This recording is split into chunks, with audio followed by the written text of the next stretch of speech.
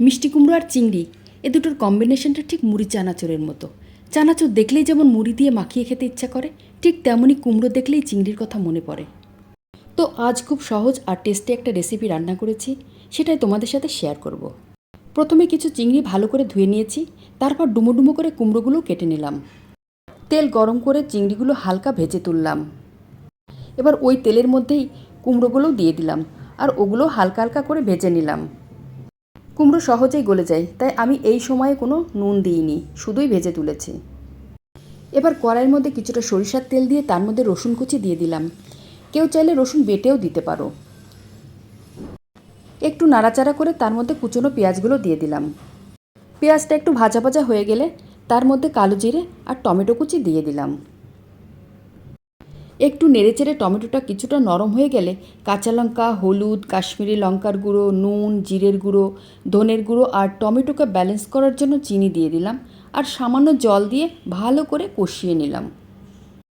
এরপর কষানো মশলা থেকে তেল ছেড়ে দিলে ভেজে রাখা কুমড়োগুলো তার মধ্যে ঢেলে দিলাম।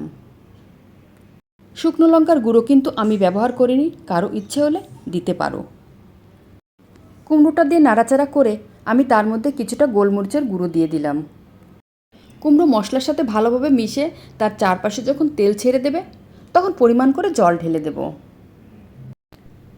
আর নেড়েচেড়ে চিংড়িগুলোও দিয়ে দেব। কয়েক মিনিট মাঝারি আঁচে রান্না করতে হবে, আর নামানোর আগে অবশ্যই ঘি আর গরম মশলা দিয়ে নামাতে হবে। গরম ভাতে এরকম একটা আইটেমই বাজিমাত করে দেবে, সাথে আর কিছুই দরকার পড়বে না। আর তাতে যদি একটু লেবু চিপে নেওয়া যায়, তাহলে তো কোনো কথাই নেই। ঝোলটা যে যার পরিমাণ করে দেবে, তবে খুব বেশি পাতলা ঝোল ভালো লাগে না, একটু গ্রেভি গ্রেভি হলেই ভালো লাগে। একটু ঠান্ডা হওয়ার পর দেখো কত সুন্দর গ্রেভিটা হয়ে গেছে। এটা কিন্তু খুব সহজ আর অল্প সময়ের একটা রান্না। যারা যারা খেয়েছো তারা তো জানো কতটা টেস্টি, আর যারা যারা এখনও খাওনি অবশ্যই অবশ্যই একবার টেস্ট করো। আর আমার ভিডিওটা কেমন লাগলো অবশ্যই জানাবে, আর আমার রান্নাটা দেখে কেমন লেগেছে সেটাও কিন্তু কমেন্ট করে জানাবে। আর যারা যারা ধৈর্য ধরে আমার ভিডিওটা শেষ পর্যন্ত দেখো, তাদেরকে অসংখ্য অসংখ্য ধন্যবাদ। সবাই ভালো থেকো, সুস্থ থেকো। আবার দেখা হবে নতুন কোনো ভিডিওতে। ততক্ষণ পর্যন্ত ভালো থেকো।